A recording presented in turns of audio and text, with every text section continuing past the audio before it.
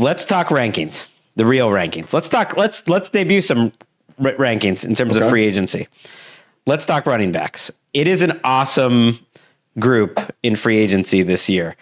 And in general, people say it's easier to find running backs. And I do find that to be mostly true in free agency, but it's not like that every year. It just happens to come up this year that it's not only fun at the top, but then you can also get whatever flavor you want as a backup, which is what most teams do in free agency. I thought this was a good week to do it because one of them is starting the Super Bowl, Ken Walker. And, there's a great 3-pack at the top of free agency. And maybe Cowboys fans would think that Javonte Williams needs to be in that 3-pack, but I'm not putting him there.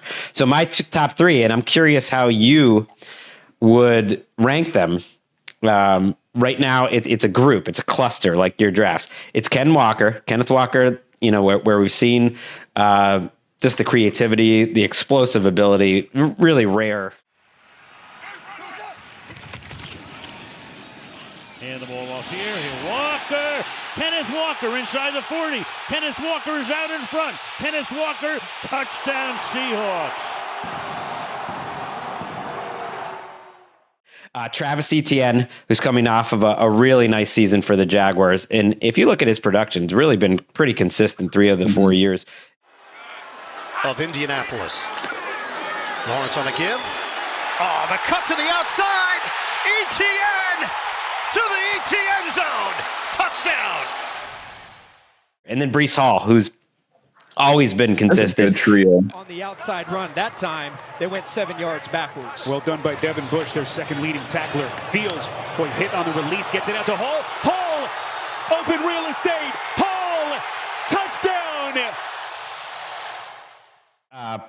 Producing as a receiver, a little less so this year, but that was more because of the people around him. He actually had his high for rushing yards this year. So slightly different, but actually I think a lot of similarities between those 3 and kind of shaking them out. I did unfortunately kind of see what other people are thinking, and I think I'm going to be different than consensus on these 3 guys.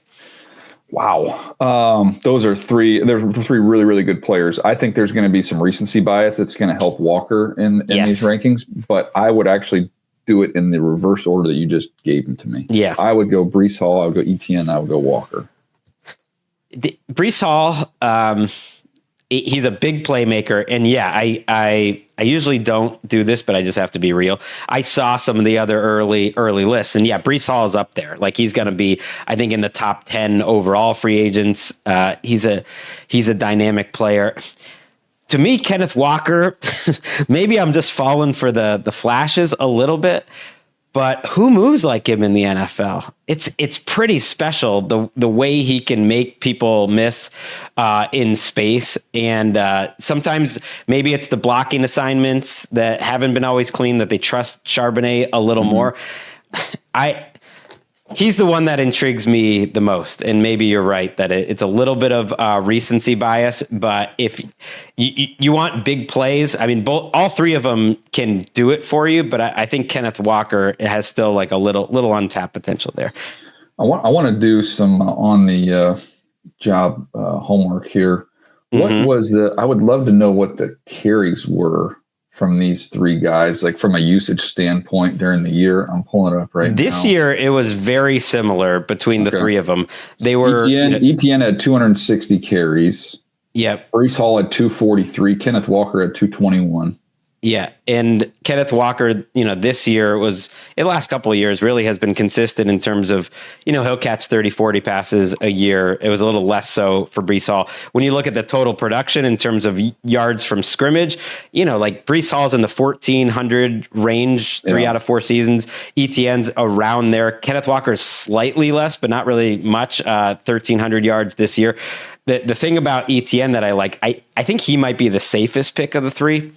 If you watch what he did this year, and I went through a lot of his runs, it's a lot more inside runs and breaking tackles than you think. He was a touchdown scorer this year, and if you go through like the rushing touchdowns, they're inside runs where he is breaking tackles in addition to the big plays. And then the thing that he's given you is he's the primary receiver on a lot of his touchdowns. He scored 15 touchdowns this year. It's outrageous. 7 of them catching the ball.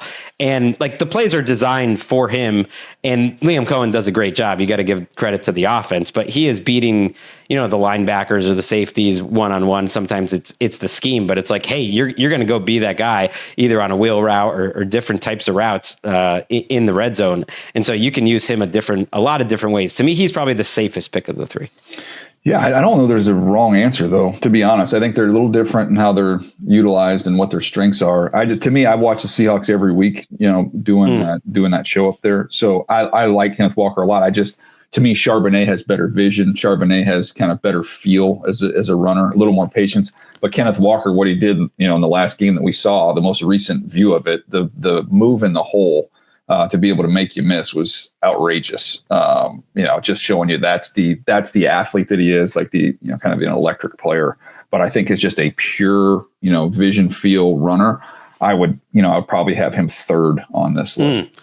Yeah, he doesn't always go to the hole that's blocked. So I think around the NFL, he might be 3rd on this list because he's a little more unpredictable than the other 2. It's dynamic as heck, though. Really. There is something you could make the case after Bijan in terms of pure jaw-dropping, like movement, explosive ability to kind of make you miss in an open. There aren't many running backs in the league that are better than Kenneth Walker. So all 3 of them are really intriguing. Yeah, this would not be a slight on any of these 3 guys. I think whichever one of these guys goes to the better, system, offensive line play caller is going to have the better future. I'm curious to see with Breece Hall with a legitimate passing game to kind of free some things up and loosen some things up. I think you see more of those dynamic runs he's capable of. My prediction is he's going to remain a New York Jet ultimately, in that they will tag him because they have the space. The franchise tag for running backs is just not that much. It's $11 or $12 million. I think on a 1-year deal at a position where you're worried about the long term. I think they'll think, let's just not have to worry about that position. I could be wrong, and the Seahawks could think the same with Kenneth Walker. We'll find out. I'll be a little Kansas surprised. City Chiefs should be in on all 3 of these guys, by the way. Yes. The reporting was that they did not want to give up a 3rd round pick, I believe it was, for Breece Hall during the season. Some of their fans were upset. I think it made sense not to give up the pick. So Javonte Williams. Give us some more names here. Javonte Williams is next. The job he's doing as the offensive play caller. They're going to run it straight ahead here. Javonte Williams. Oh, my! He could be gone. Williams to the 2. Malachi Moore. He's sort of in a category of his own. Looked like a different player to me coming off of a really serious injury. I thought he had his best year this year. He's the old phrase, a rolling ball of butcher knives. It is tough to get him down. And I think he fits that Cowboy system well. It wouldn't surprise me if they bring him back. So to me, he's a solid 4th and will probably have a pretty nice overall ranking. And after that, then I get into the back. Is it a bowling ball of butcher knives or a rolling ball of butcher knives? It could be either way. What about bowl in a china shop? Is a similar something like that. Yeah. I love what Javonte Williams did. After that, then to me, it's guys who are going to be like 1B guys. So it's the different flavors, and these are in order. It's the kind of more physical backs, and I would put it in this order: Rico Dowdle. Handoff on 2nd down. Look at this! Dowdle still on his feet. What an afternoon for Rico Dowdle. Had a pretty solid 2 years there with the Panthers. Tyler Algier. Hand off to Tyler Algier, the power back. He muscles through and bangs into the end zone. And the Falcons draw first blood. Who's been a great 1B behind Bijan. Najee Harris, who's coming off the injury, but obviously was an intriguing pickup. Looked good before he got hurt for your Chargers. Yeah. 6 offensive linemen plus the fullback. And they flip it down short. Najee Harris again receiving. And J.K. Dobbins. No update at this time. Thank you. Hopefully we'll have one for you later. All right. It's a 1st and 10 handoff, and look at turning the corner, going now. Dobbins. It's a foot race by the former Charger downfield, and then. And so that's one flavor of kind of 1B. And then Kenny Gainwell and Rashad White, who I think are really you're low on Gainwell. This is the football.